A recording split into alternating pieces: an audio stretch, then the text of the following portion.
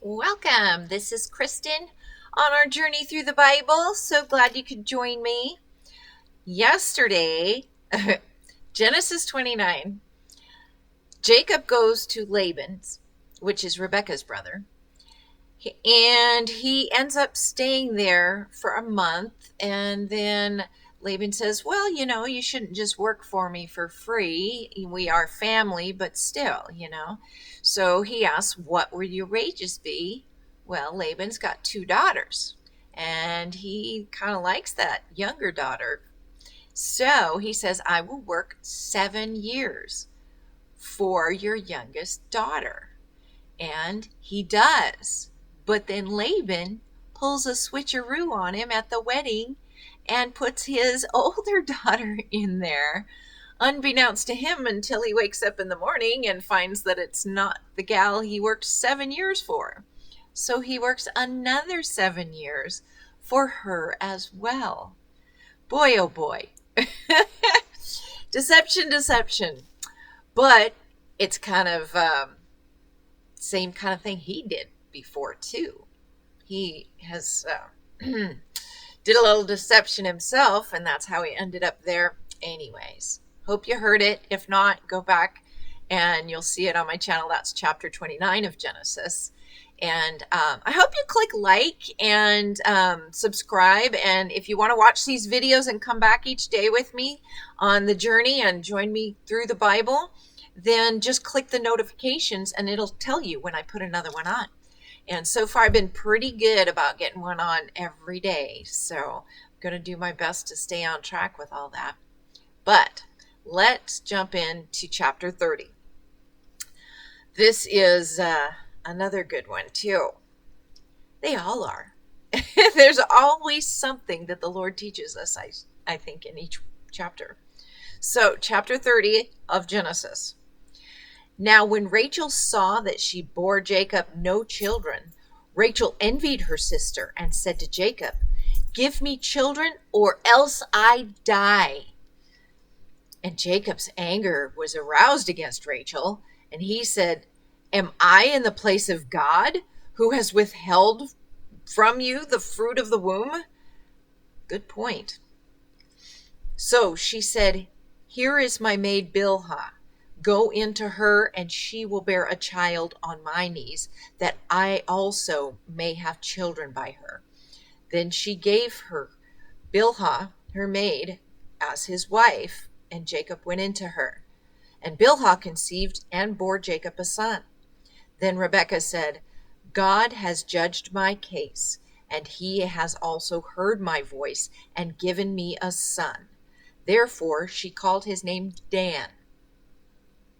And Rachel's maid Bilhah conceived again and bore Jacob a second son. Then Rachel said, with great wrestlings I have wrestled with my sister, and indeed I have prevailed. So she called his name Naphtali. Then Leah saw that she had stopped bearing, so took Zilpah, her maid, and gave her to Jacob as wife. And Leah's maid Zilpah bore Jacob a son. Then Leah said, a troop comes. So she called his name Gad. And Leah's maid Zilpah bore Jacob a second son. Then Leah said, I am happy, for the daughters will call me blessed. So she called his name Asher. Now Reuben went in the days of wheat harvest and found mandrakes in the field and brought them to his mother Leah. Then Rachel said to Leah, please give me some of your son's mandrakes. They were thought to be like an aphrodisiac. But she said to her, is it a small matter that you have taken away my husband? Would you take away my son's mandrakes also? And Rachel said, therefore, he will lie with you tonight for your son's mandrakes. Nice little trade there. Then Jacob came out of the field in the evening. Leah went out to meet him and said, you must come into me, for I have surely hired you with my son's mandrakes. And he lay with her that night. And God listened to Leah, And she conceived and bore Jacob a fifth son. Leah said, God has given me my wages because I have given my maid to my husband. So she called his name Issachar. Then Leah conceived again and bore Jacob a sixth son. And Leah said, God has endowed me with a good endowment. Now my husband will dwell with me because I have borne him six sons. So she called his name Zebulun. Afterward, she bore a daughter and called her name Dinah. Then God remembered Rachel, and God listened to her and opened her womb. And she conceived and bore a son, and said, God has taken away my reproach. So she called his name Joseph, and said, the Lord shall add to me another son. And it came to pass when Rachel had borne Joseph that Jacob said to Laban, send me away that I may go to my own place and my own country. Give me wives, my wives and children, for whom I have served, and let me go, for you know my service which I have done for you. And Laban said to him, please stay, if I have found favor in your eyes, for I have learned by my experience that the Lord has blessed me for your sake. Then he said, name your wages, and I will give it to you. So Jacob said to him, you know how I have served you, and how your livestock has been with me. For what you had before I came was little, and it is increased to a great amount. The Lord has blessed you since my coming. And now, when shall I also provide for my house? So he said, what shall I give you? And Jacob said, you shall not give me anything. If you will do this thing for me, I will again feed and keep your flocks. Let me pass through all your flock today, removing from there all the speckled and spotted sheep, and all the brown ones among the lambs, and the spotted and speckled among the goats, and these shall be my wages. So my righteousness will answer for me in time to come, when the subject of my wages comes before you. Every one that is not speckled and spotted among the goats and brown among the lambs will be considered stolen if it is with me. And Laban said, oh, that it were according to your word. So he removed that day the male goats that were speckled and spotted, all the female goats that were speckled and spotted, every one that had some white in it, and all the brown ones among the lambs, and gave them into the hands of his son.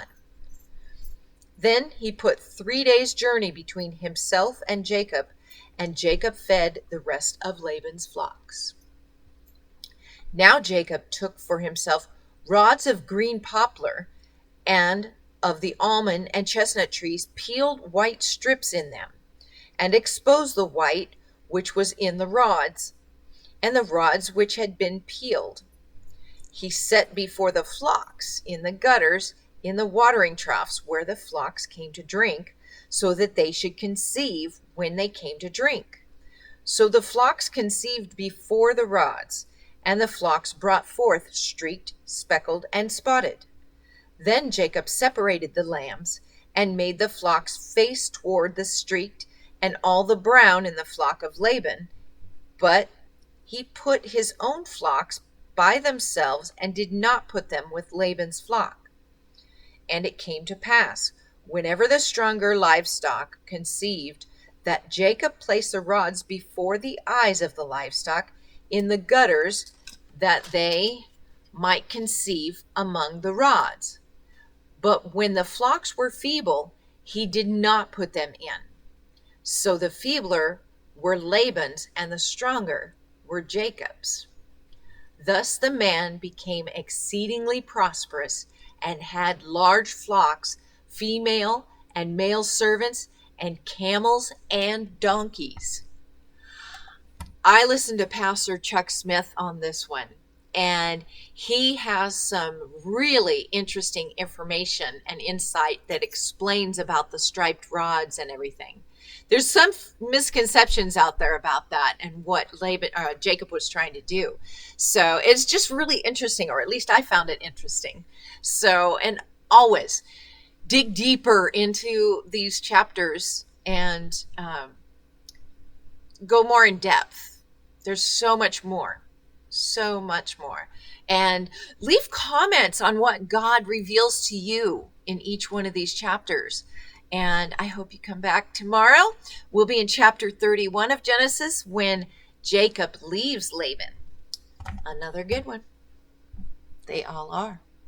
It's God's word and our instruction manual. So let's read on. God bless. Thanks for coming.